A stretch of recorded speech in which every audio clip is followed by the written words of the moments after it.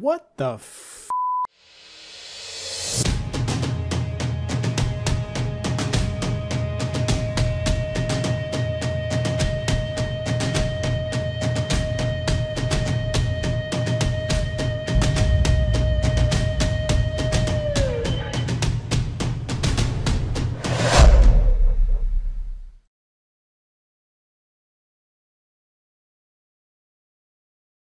What is up, everyone? It's Punkshoe here with BattleAxTheater.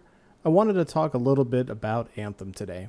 As you know, Def and I are huge fans of Warframe. We played it for an extended period of time, and as Anthem was being announced at E3 and we watched the development of it, it was something that we were extremely excited about here in BattleAxTheater, and I think there's some things that need to be talked about. So let's go ahead and talk a little bit about the premise behind this video. See, there were a lot of reviews in the media that were extremely negative, and it was due to the bugs that we encountered in the game. And we also had conversations in multiple gaming communities that I'm involved with, and even in BattleAxTheater, there was a lot of negativity surrounding the game and its launch. Now, the demo originally went over very well, and a lot of people really seemed to enjoy it. However, at the launch of the game, it was a completely different story, and as the reviews started rolling out, as you saw in the beginning of this video, things just kind of unfolded and got worse and worse and worse. Now, that's not what we're here to talk about today, and this is not a review video, so if you're looking for a full hands-on review, there are plenty of other review sites out there, but this is kind of my take on where Anthem is, what the media are saying about Anthem, sort of about the negativity in the media surrounding, well, just about everything. So let's go ahead and talk a little bit about the downside of Anthem. So the first bug I want to talk about is, I don't even know if you want to call it a bug. It's the loading time bug. And when I say loading time bug, we've had many players experience various different issues with the loading times in Anthem. Now, it's not just the loading times themselves, but what can occur during those loads. Now, there are several individuals in BattleAxe that we were playing Anthem with that did experience issues where they were not receiving the closing screens of each of the missions, where they would lock up or the game would close completely.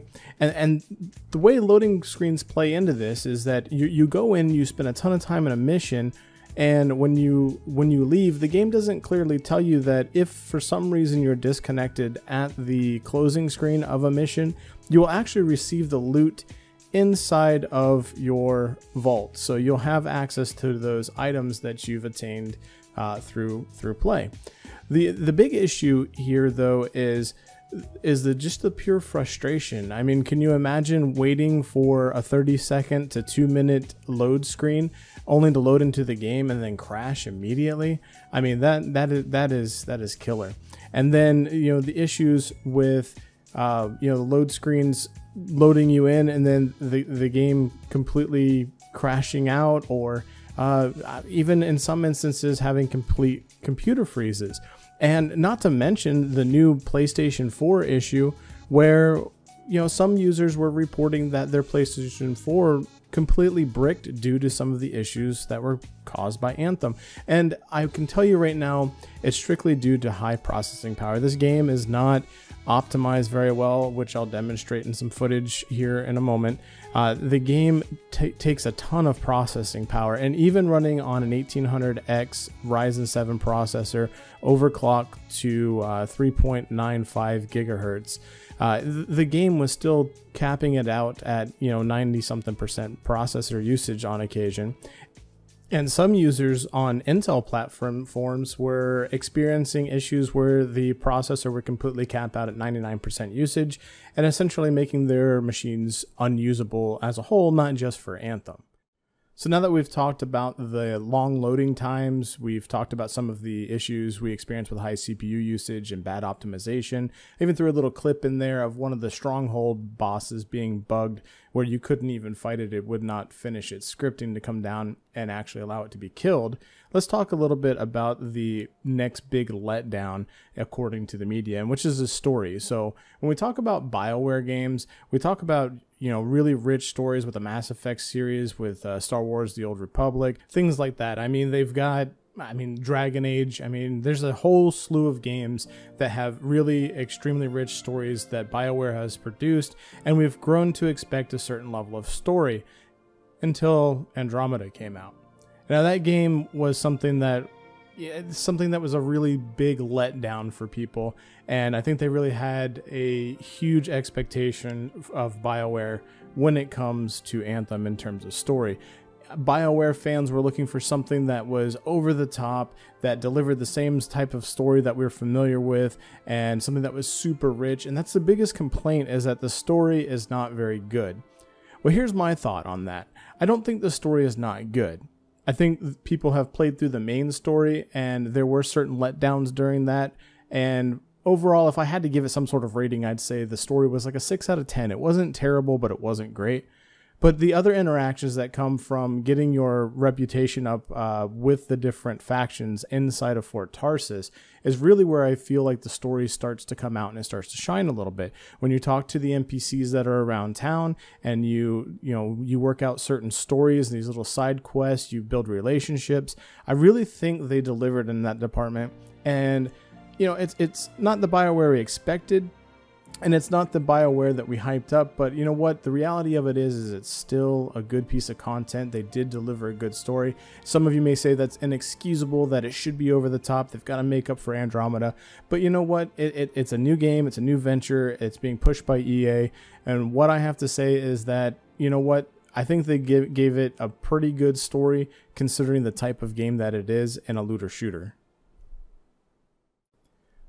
The last negative thing about Anthem that I want to talk about, that's got the media's panties all in a wad, is, it's the loot. And you know what? They're actually not too far off base when it comes to loot, because it's been one hell of a roller coaster. Any of you have played Anthem or have talked to people who have played Anthem, or even read the gaming news, know that there's been this massive thing where they keep patching loot and changing inscriptions. And you know what? It is an emotional roller coaster when it comes to loot. But you know what? It's not just about the emotional roller coaster. It's that the loot in some ways is lackluster, and other ways it's kind of overwhelming in terms of the amount of procs and things that you have to keep up and the durations. So I mean, you've got loot that drops that has 5-second durations on the procs. So if you're trying to min-max, and for instance, in my case as an interceptor, there are different abilities that I am using that are associated with the weapons to try to get my melee damage up, because melee damage on the interceptor is not all that great when we start getting into Grandmaster 2 and 3, and we've got to increase our melee output somehow, and that's generally by using weapons that have some sort of proc effect that give you, better melee.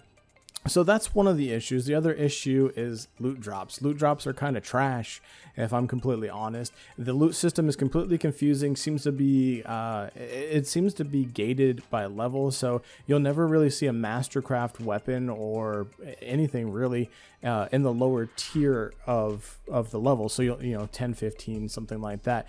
But each 10 levels you have access to the next tier of gear. So you've got blues and greens and purples at the 3 lower tiers, and then once you're 30 you have access to Mastercraft and eventually legendary once you start running some higher tier content. But here's the funny thing, is that you can get a legendary by running something on hard just purely based on RNG.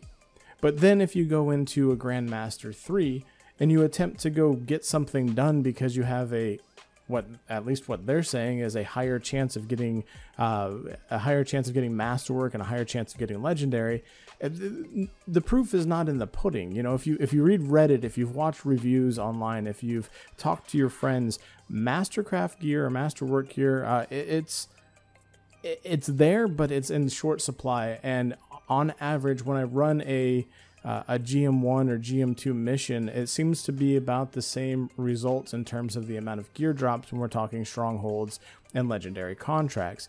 And when I stepped into GM3, so that's Grandmaster 3, out into the open free play, the loot was even worse. I expected that, being that it's this super high tier, I could go out and farm I could go farm some chests, and you know what, I didn't find any chests in the open world in the time that I was playing on GM3, but I did do a couple of world events, and the loot drops were absolutely ridiculous. I did 3 events, and out of all of those chests, not even one masterwork drop, which I think that's unreasonable. I feel like it's expected that if you've reached a level of Grandmaster 3, you've already got full masterwork, and you're trying to get those pieces that are optimized for the build that you're trying to build. So what they've done is essentially there's no crafting for the masterwork, so you can't make the gear and just keep crafting it with materials, and you're not getting enough drops to break them down. And don't even get me started on farming alloy, because if you break down a weapon that costs 60 alloy to make, it'd be really sweet if you at least got, 5 or 10 back for breaking it down. But that is not the case. You don't get that. But I digress. It's an issue with loot, and one of my friends in BattleAxTheater, one of our friends in BattleAxTheater, is Shadow Wolfox. He's given some insight on it, and it's basically from the premise of playing other loot style games. And the reality of it is, if you were playing Diablo 2 or 3 even, and you're out there, you'd be getting legendaries back to back to back when you've reached that level of gameplay. And even in Warframe, to an extent, you're getting materials at a faster rate, you're getting higher drop chances, you can go further in survivals because you have progressed your character, so that way you are more efficient, so that way you have higher access to higher end gear, so that way you can optimize your frame, in this case optimize your javelin, and we're just not seeing that. So as far as the media is concerned on this, you know what, they're spot on. BioWare, EA, quit dicking us around, quit playing with the loot tables, find something that works, listen to what people are saying, fix what's not available. I mean, I can't even get a Mastercraft or Masterwork support item for my Interceptor. So it's, you know what, just fix it if you would. So what are my final thoughts on this whole thing? Well, my final thoughts are this. I think the media just wants to watch the world burn.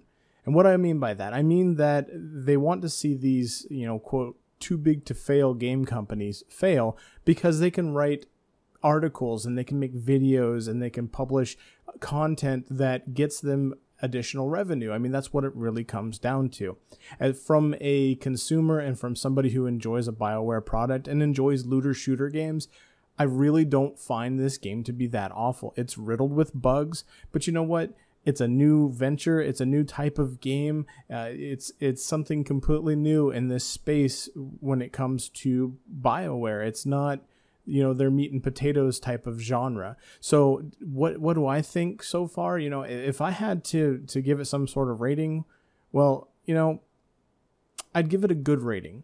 And I don't mean good in the sense of it's great. I don't mean good in the sense of it could be better. I mean, it is what it is. And I think the game is very enjoyable. I love playing it, especially when you have friends to play with.